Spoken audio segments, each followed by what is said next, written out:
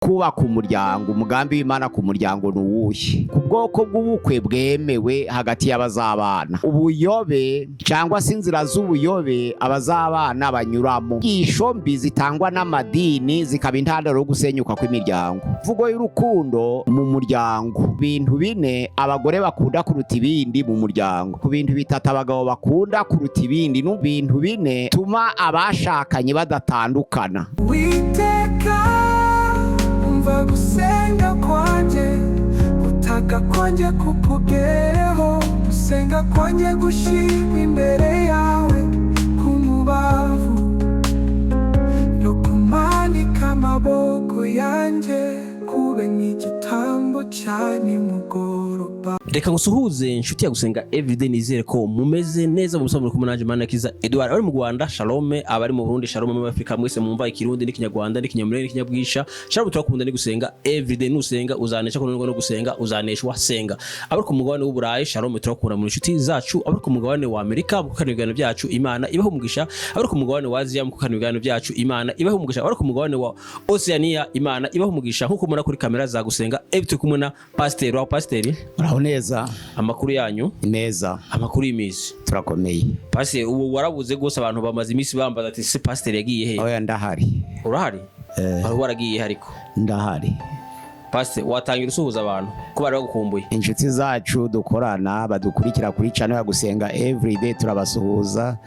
Imana ikomeze kubaho umugisha, ku mbaraga mushiraho uruhari rwanyu mwagize gusharinga kugira ngo ibiganiro byacu bigere kure, bigere mu bihugu bitandukanye n'imigabane itandukanye. Turabashimiye. Imana iduhana umugisha, murakoze. Pasteur watangira usenga Imana. Mana turagushimiye, turaguhimbaje umwanya duhaye mwiza wo kwamamaza izina ryawe. Turagushimiye mwami kuduhaye umwanya utaboneka kuri benshi, ariko twatubonye kubw'ubuntu n'urukundo rwawe, kugira ngo ishimwe ryaduhamagaye kadukura mu mwijima katugeza mu muco w'itangaza rigere hose, maze abantu bose bitirirwa izina ryawe, buri wese ategereze kuzagusanganira nugaruka mu bwiza bwawe, uje gushikira itorero. Tubyambaje mu izina rya Yesu Kristo, amena. Pasteur hari inyigisho wigeze twigisha kera utubwira ko umuntu yize theology hari ibintu bitanu atandukanye n'abantu bako amenya gushira inyigisho mu bihe. Muri ibyo rero, muri ico kintu ndashaka ko muri ibyo bihe Pasteur buriya umwigisha mwiza cyangwa umushumba mwiza iyo abonye hari ibibazo mu itorero cyangwa muri societe, nizo nyigisho agomba kwigisha. Pasteur muri iki gihe hari gusenyuka kw'imiryango. Pasteur ni iki kirimo kiratuma haba gusenyuka kw'imiryango? Nico kintu twagutumire ngo uze utambutse cyangwa ugire ikintu wabivuze cyangwa watange inyigisho zafasha umuntu wese udukurikiye, yaba ukijijwe yaba udakijijwe, kugira ngo umuryango uri ku mpande zine z'isi umuryango ukomeze kubakwa. Natwe turi kubyumva ko za divorce zirengeje pourcentage, turabyumva ibindi tukabibona. Narizo mpamvu isije yagira abitabara cyangwa ikagira abiha gutekereza, ikagira nabo itegurira isije y'umuryango. Ntabwo ndavuga ku muryango nyarwanda, ndavuga umuryango muri rusange ku isi. Kandi sindavuga umuryango mu itorero, ndavuga umuryango ku bantu bashaka kubana, n'abapagani barabishaka, n'abanyamahanga barabishaka, no mu itorero barabishaka. Ndavuga ku muryango. Noneho uwo muryango ndavuga ubuzima bw'umuryango, niyo teme principal, bese insanganyamatsiko ni ubuzima bw'umuryango. Noneho rero ubuzima bw'umuryango, umugabane wa mbere ugizwe n'ibice 7. Turaganira ku mugambi w'Imana kubaka umuryango. Umugambi w'Imana ku muryango nuwuhe? Ni ingingo ya mbere. Ingingo ya kabiri turaganira ku bwoko bw'ubukwe bwemewe hagati y'abazabana, ubwoko bw'ubukwe bwemewe hagati y'abazabana. Ingingo ya gatatu tuzaganira noneho ku ubuyobe cyangwa se inzira z'ubuyobe abazabana banyuramo. Hari inzira z'ubuyobe tuziga abazabana bakunze kunyuramo. Ingingo ya kane tuzaganira ku nyigisho mbi zitangwa n'amadini zikaba intandaro yo gusenyuka kw'imiryango. inyigisho mbi zitangwa n'amadini zikaba intandaro yo gusenyuka kw'imiryango. Ingingo ya gatanu tuzaganira ku mvugo y'urukundo mu muryango. Ingingo ya gatandatu tuzaganira ku bintu bine abagore bakunda kuruta ibindi mu muryango. Ingingo ya karindwi tuzaganira ku bintu bitatu abagabo bakunda kuruta ibindi, nubwo hari byinshi bakunda ariko hari ibibanza. Hari ibintu bine abagore bakunda kuruta ibindi, hari n'ibintu bitatu abagabo bakunda kuruta ibindi, hagakurikiraho ibindi bikaza nyuma. Izo nizo ngingo zirindwi nazisubiramo. Ingingo ya mbere, umugambi w'Imana kubaka umuryango. Ingingo ya kabiri, ubwoko bw'ubukwe. Ingingo ya gatatu, inzira z'ubuyobe abazabana banyuramo. Ingingo ya kane, inyigisho mbi zitangwa n'amadini zikaba intandaro yo gusenyuka kw'imiryango. Ingingo ya gatanu, imvugo y'urukundo mu muryango. Ingingo ya gatandatu, ibintu bine abagore bakunda kuruta ibindi nubwo hari ibindi biza. Ingingo ya karindwi, hari ibintu bitatu abagabo bakunda kuruta ibindi nubwo hari ibindi biza nyuma yaho. Izo ni ingingo zirindwi zigize umugabane wa mbere ubuzima bw'umuryango. None ubuzima bw'umuryango, umugabane wa kabiri ni gahunda y'imibonano mpuzabitsina mu muryango. Gahunda y'imibonano mpuzabitsina, ingingo ya mbere ni ukureba akamaro k'ubusugi n'ubumanzi ku bagiye kubana, bigira akamaro ki. Ingingo ya kabiri turareba inkomoko y'amakimbirane mu mibonano mpuzabitsina ku bashakanye. Hakaba noneho ubuzima bw'umuryango, umugabane wa gatatu. Ubuzima bw'umuryango, umugabane wa gatatu ni ugutunganya urubyaro. Mu gutunganya urubyaro tuzareba kuboneza urubyaro, ingingo ya mbere. Ingingo ya kabiri tuzareba kuringaniza urubyaro. Ingingo ya gatatu tuzareba kugabanya urubyaro. Ubuzima bw'umuryango none umugabane wa kane tuziga ibintu bine bituma abashakanye badatandukana, nubwo bahura n'ibyago, nubwo bahura n'ibiza bitandukanye, ariko ibintu bine bakwiriye kumenya kugira ngo batazatandukana ni bine. Nibyo tuzavuga kuri ubwo buzima bw'umuryango, umugabane wa kane. Ibintu bine by'abantu bakurikiza kugira ngo badatana nubwo haza ibiza. Noneho ubuzima bw'umuryango, umugabane wa gatanu, tuzareba ubuzima bw'ababyeyi n'abana.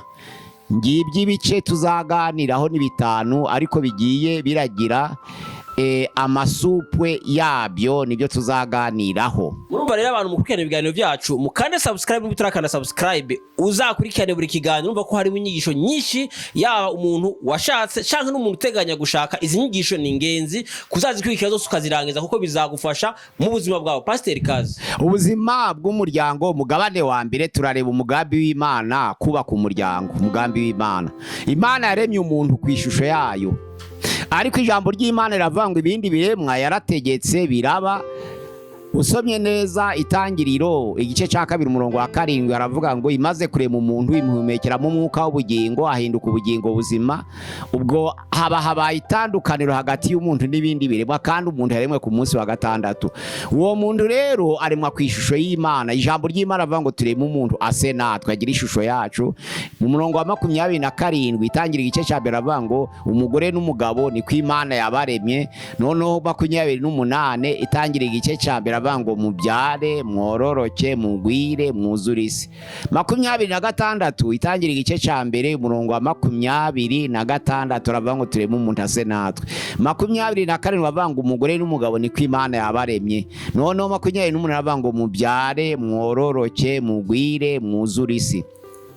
Ariko Itangiriro igice cya 2 umurongo wa 18 aravuga ngo Imana iravuga ngo si byiza ko uyu muntu aba wenyine. Uwo muntu yari umuntu, ntabwo yitwaga umugabo, ahubwo yitwaga umuntu, kuko ni Adamu. Adamu ntabwo bisobanura umugabo, bisobanura umuntu, bisobanura umutuku, bisobanura amaraso, bisobanura ibumba muri dictionnaire y'Igiheburayo. Adamu ni umuntu, Adamu ni ibumba, Adamu ni umutuku, Adamu ni ibumba. Ni ukuvuga ngo ni ibintu bine bisobanura ijambo Adamu. Adamaha devenir rouge, ni ukuvuga ngo Adamu umuntu, Adamu amaraso, Adamu umutuku, Adamu ibumba. Iryo jambo risobanura ibyo bintu ko ari bine. Ni umuntu waremwe mu bumba ufite amaraso y'umutuku, nta kindi umuntu asobanura. Umuntu waremwe mu bumba, umuntu waremwe mu bumba ufite amaraso y'umutuku. Noneho rero umugambi w'Imana kuvuga ngo uyu muntu si byiza kwaba wenyine, umugambi wa mbere kwari ukugira ngo bororoke. Tangira igice cya mbere umurongo wa 28, mugende mubyare mwororoke. Cyari igihe cy'ubuziranenge, nta rupfu rwari rwakabayeho, nta bugumba bwari bwakabayeho, nta gupfusha kwari kwakabayeho n'ibindi nk'ibyo. Kwari ukororoka, abantu bakagwira, bakuzura isi itagira ingabano ari y'abantu bose. Byari itegeko ry'Uwiteka. Umugambi w'Imana rero kwari kugira ngo abantu babyare bororoke, Imana yubaka umuryango w'abantu benshi inezerwe hagati yabo. Ni umugambi wa mbere. Umugambi wa kabiri kuvuga ngo si byiza ko uyu muntu aba wenyine, kwari ukugira ngo uwo muntu abone uwo baganira bahinduke babiri. Kuko Adamu niwe Imana yakuyeho, Adamu nyine na Eva, umugabo n'umugore bavuye kuri uwo muntu waremwe wa mbere. Noneho rero kugira ngo baganire, nibamara kuganira banezerwe kubwo gusabana kwabo mu mvugo no mu biganiro. Impamvu ya gatatu ni ukuvuga ngo umugambi wa gatatu w'Imana kurema umugore n'umugabo kwari ukugira ngo buzuzanye. Abakorinto ba mbere igice cya 11 umurongo wa 11 kugeza 12 haravuga ngo nk'uko biri umugore yakomotse ku mugabo, ariko noneho muri Yesu Kristo umugabo ntabaho hatariho umugore, n'umugore ntabaho hatariho umugabo. Nk'uko umugore yakomotse ku mugabo, niko n'uwo mugore wakomotse ku mugabo abyara umugabo. Ni ukuvuga ngo ni ukuzuzanya. Umugambi wa mbere ni ukororoka, uwa kabiri ni ukuganira, uwa gatatu ni ukuzuzanya. Umugabo ntiyabaho hatari umugore, kuzuzanya. Umugore yavuye mu rubavu rw'umugabo, ni ukuzuzanya. Ariko none wa mugore wavuye mu rubavu rw'umugabo nawe abyara umugabo, uko ni ukuzuzanya. Ni umugambi w'Imana wa gatatu. Umugambi wa kane w'Imana kurema umugore n'umugabo ni ukwezanya. Kwezanya bisobanura ngo umwe ahindura undi umwana w'Imana. Niba umupagani ashingiranywe n'umukristo, wa mukristo akoresha inzira zose kugira ngo ahindure wa mupagani umwana w'Imana. Yaba umugore yahindura umugabo, yaba umugabo yahindura umugore, uretse ko umugore biroroshe guhindura umugabo, ariko umugabo ho birakomeye guhindura umugore. Umugore biroroshe cyane guhindura umugabo iyo umugore akijijwe atari kubesha. Ariko umugabo nubwo yaba akijijwe ntabwo bimworohera guhindura umugore, kuko umuntu ukugaburira aragutegeka. Nizo mpamvu umugore agira imbaraga zose zo guhindura umugabo zihagije. Ubwo rero umugambi wa kane w'Imana mu Bakorinto ba mbere igice cya 7 umurongo waho wa 12 kugeza ku murongo wa 15 ni ukwezanya. Umugabo n'umugore bakezanya. Noneho bamara gushakana, nubwo baba bita abakristo bombi, ariko ukijijwe ku rutundi akaba yamwongerera, akaba yamuha imbaraga, akaba yamukomeza, akaba yamwunganira muri izo ntege nke yaba afite. Noneho bikaba kwezanya, bagahindurana abana b'Imana. Uwo ni umugambi w'Imana mwiza, kandi umwana w'umuntu nyine atandukanye n'ibindi biremwa, kuko umuryango Imana yishimira wo kuramya ni umuntu. Ubundi Imana irema umuntu ntabwo yari yaramuremeye gupfa mu gihe cy'ubuziranenge. Oya, Imana irema Adamu ntabwo yamuteguriye urupfu, ariko noneho urupfu rwariho mu ngobyi ya Edeni, rwari rurihishwa ahantu. Ko ijambo ry'Imana riravuga ngo igiti cy'ubwenge kimenyesha icyiza n'ikibi ntukagikoreho, umunsi wagikorezeho no gupfa uzapfa. Ubwo urupfu rwari ruhari. Icyo Adamu yakoze ni uko yakinguye umuryango wo kuzana urupfu mu bantu, ariko rwari mu bitekerezo by'Uwiteka. No gupfa uzapfa. Umuntu rero yaremeye kurema iteka ryose, ariko amaze gukora icyaha Imana imuha imyaka 900 yo kurama. Nizo mpamvu umuntu mwitangira igice cyaho ca gatanu urasanga yararamye imyaka hagati ya 969 na 900 aho ngaho, kuko Metusela waramye imyaka myinshi ni imyaka 969, Jeredi imyaka 962, Nowa imyaka 950, Adamu wabyaye bose 930. ubwo rwari urugero n'ikigereranyo cyiza c'imyaka yo kurama ku bantu bavuye kuri Adamu bageze mu gihe c'umutimanama. Igihe c'ubuziranengero kiba kirashize, urupfu ruba rwinjiye mu isi. Babandi bahawe isezerano ryo kubyara bakororoka bakagwira bakuzura isi, ubwo urupfu ruba ruraje. Bamwe batangira kubyara, abandi batangira no gupfusha, abandi batangira no kuba ingumba. Ntabwo Imana yaremye ubugumba n'ubwo isi byose ikabizi ko bizabaho, ariko si ituma bibaho kuko ni ingaruka z'icyaha. Ubwo none umuntu wakoze icyaha yahawe n'ingaruka z'urupfu, umuntu wakoze icyaha ura n'ingaruka z'ubugumba, umuntu wakoze icyaha ura n'ingaruka z'ubupfakazi. Ibyo ni ibiza byamanukiye umuntu nyuma yo gukora icyaha, ariko ntabwo ari wari umugambi w'Imana. Itangiriro 6 rero umuntu amaze kubabaza Imana, ubundi umugambi w'Imana kwari kugira ngo mu myaka 900 nakora ibinejeje Imana, Imana imusubize ku buziranenge. Ntabwo ariko byagenze. Mu myaka 900 umuntu yarushijeho kubabaza Imana, arushijeho kubabaza Imana. Ijambo ry'Imana ravanga iminsi y'imyaka yabizaba 120. Ico gihe noneho rero abantu batangira kwiyonona kurushaho, kandi umugambi w'Imana ari kugira ngo bikosore base n'Imana, bakomeze ya shusho y'ubumana, ariko barayitakaza. Niko umuntu yaje kononekara, ubwo noneho rero umugabane wa mbere w'umugambi wo kurema umuryango, icyambere ni ukubyara bakororoka bakuzura isi itagira ingabano, isi itagira ibihugu byategetswe n'abantu. Ubundi noneho rero bakagwira bakabaho bakanezerwa, Imana ikabasura mu ngobyi ya Edeni, kuko Adamu na Eva batarakora icyaha Imana yarabasuraga ikababaza amakuru, ikanezerwa kureba uwo muryango Imana ubwayo yiyubakiye. Ariko abana b'abantu bariyonona barushaho kuba babi. Itangiriro 6 ijambo ry'Imana riravuga ngo umutima waje ntabwo uzahora uruhanya n'abantu iteka ryose, kuko ari abanyamubiri. Imyaka yabo imyaka 120. Ijambo ry'Imana ravuga ngo muri ico gihe hari abantu barebare banini, noneho bari ibirangirire mu isi, nizo bise ngo ni intwari za kera zari ibirangirire. Bariyonona, ubwibone butuma basaya mu byaha. Imana irazinukwa ndetse ifata n'umwanzuro wo kubarimbuza umwuzure. Umuryango nuko wagiye wononekara buhoro buhoro. Haba mu rubyaro rwa Adamu, Imana barimo umuryango yubaha yaganira nawo, haba no mu rubyaro rwa Nowa, Imana umuryango yaganira nawo. Bose bariyonona, niko abantu bagiye bangirika. Umugambi noneho w'Imana uba umeze nkaho uyobejwe n'abantu n'ibitekerezo byabo. Kwa kororoka kuba kurangiritse, kwa kuganira kuba kurangiritse, kwa kuzuzanya kuba kurangiritse, na kwa kwezanya kuba kurangiritse. Ubu birahari.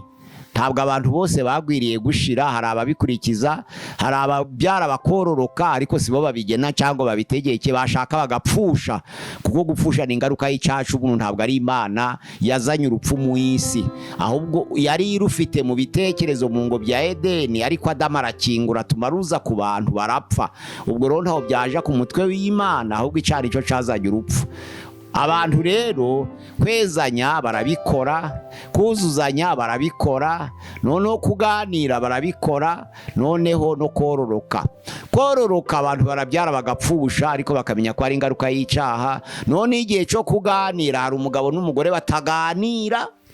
Ku ngingo ya 2 hari umugabo n'umugore bataganira, ariko umugabo akaganira n'abagore b'abandi, n'umugore akaganira n'abagabo b'abandi, bikaza kuba intandaro yo gusenyuka k'umuryango.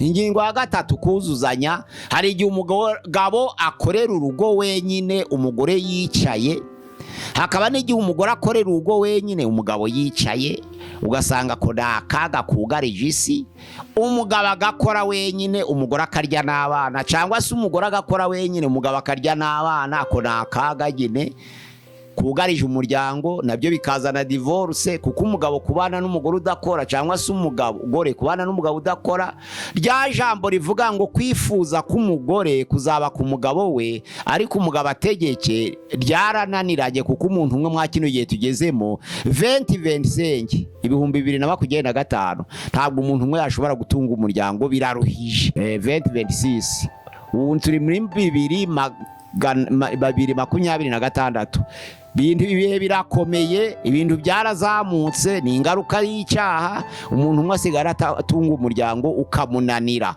birasanga abantu bose biva inyuma. Nizo mpamvu itegeko ryo kwigisha abakobwa n'abahungu ryasohotse ngo umuhungu n'umukobwa bose baje mu burezi bige, bose bazabashe gukora. Umugabo yarigaga agatunga umuryango kuko umugore yahingaga amasamba ahari. Uyu munsi wa none 2026 amasambo yarashize. Iyo umugabo yize wenyine kugaburira umugore udakora n'abana biramunanira, cyangwa se iyo umugore yize wenyine kugaburira umugabo n'abana ndabe biramunanira.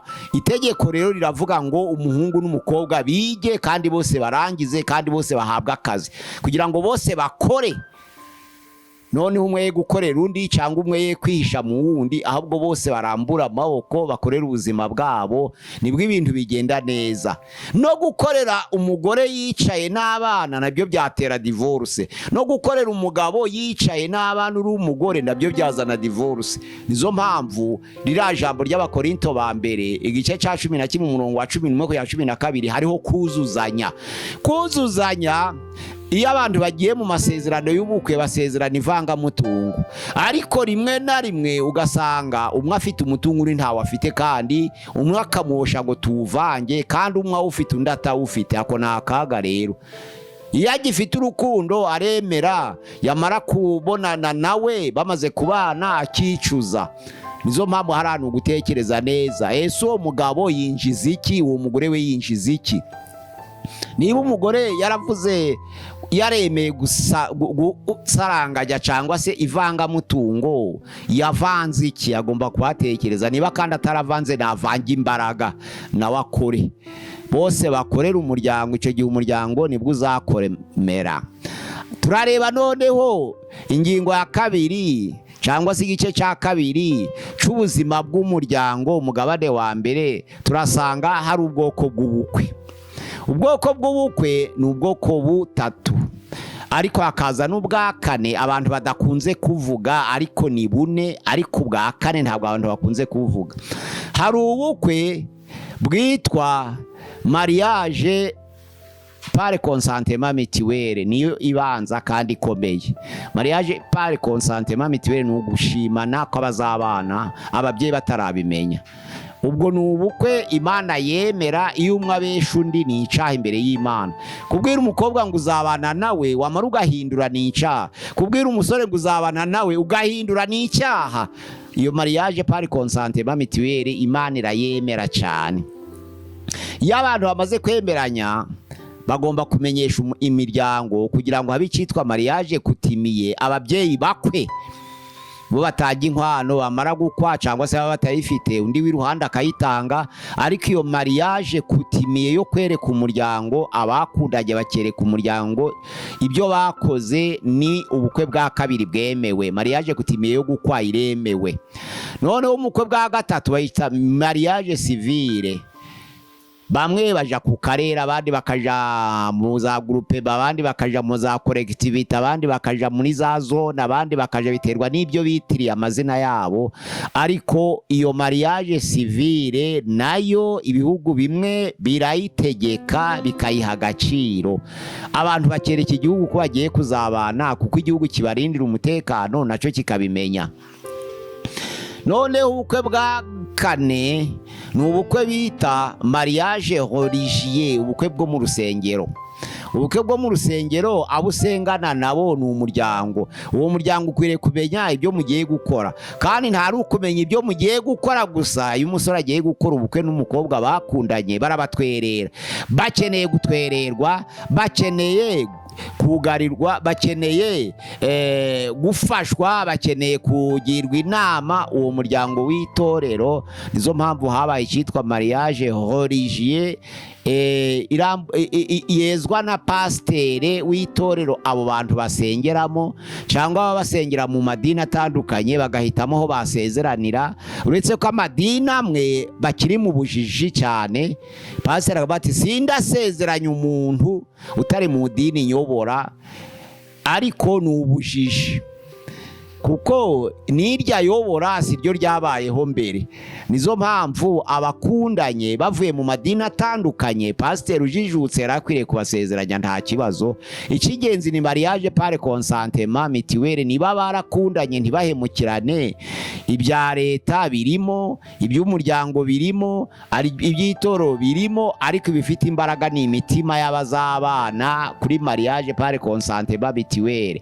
Mariage par consentement mutuel, mariage coutumier, mariage civil, mariage religieux, izo ni ibice by'ubukwe bihurira hamwe kugira ngo bikomeze abo bantu noneho rero bazabashe gukomera, abo bantu bazabashe gushikama, abo bantu bazabashe kugirwa inama, umuryango ukabagira inama, leta ikabagira inama, itorero rikabagira inama, kugira ngo babashe gukomera mu rukundo rwabo. Barakundanye ni koko, ariko bakeneye abantu bo kubafasha, bakenera abantu bo kubafunika, ni ukuvuga ngo bo kubambika ibyo bari badafite mu buryo bw'ibitekerezo.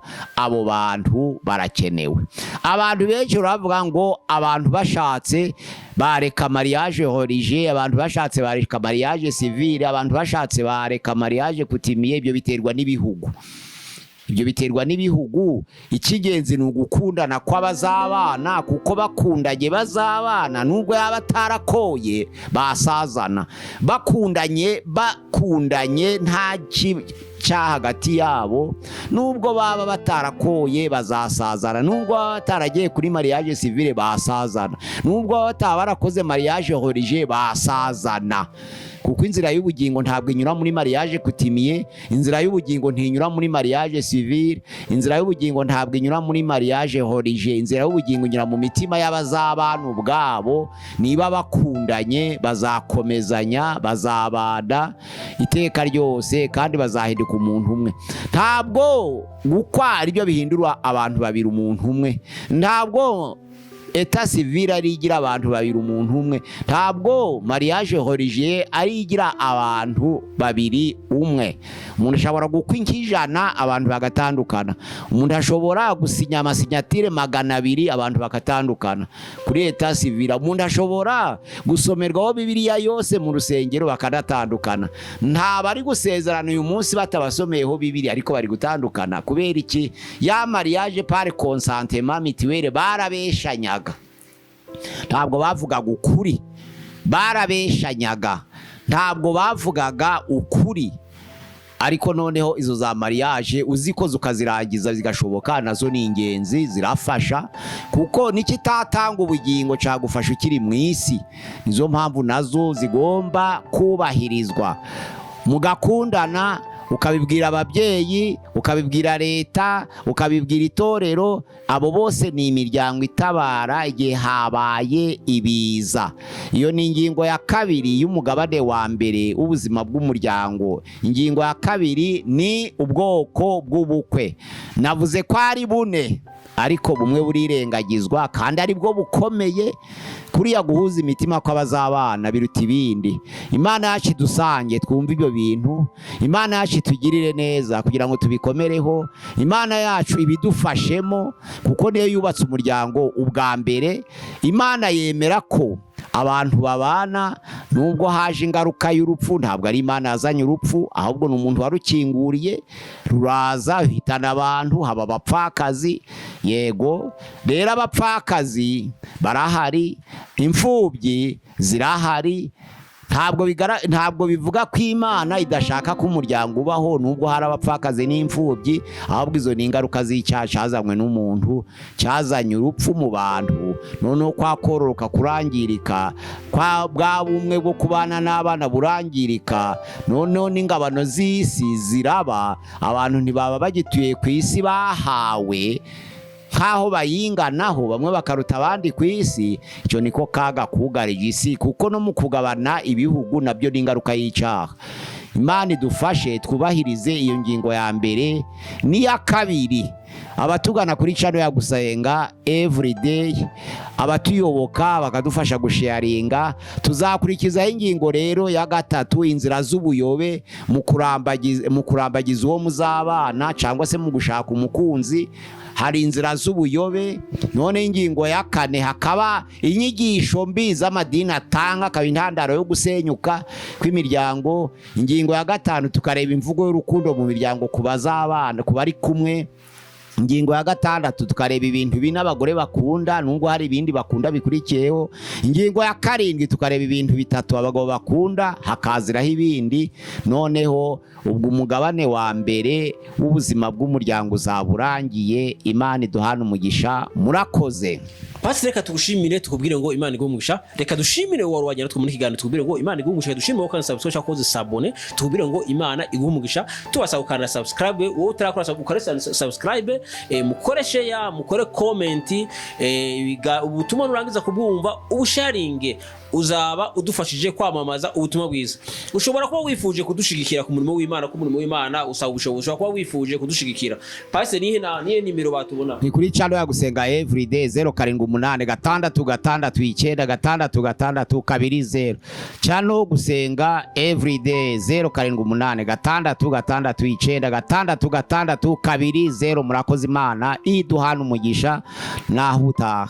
Murakoze cyane gaho naho utaha. Shalom shalom. Shalom. Witeka umva gusenga kwanje, gutaka kwanje kukugereho, gusenga kwanje gushimwa imbere yawe kumubavu, no kumanika amaboko yanje kube nk'igitambo cya nimugoroba.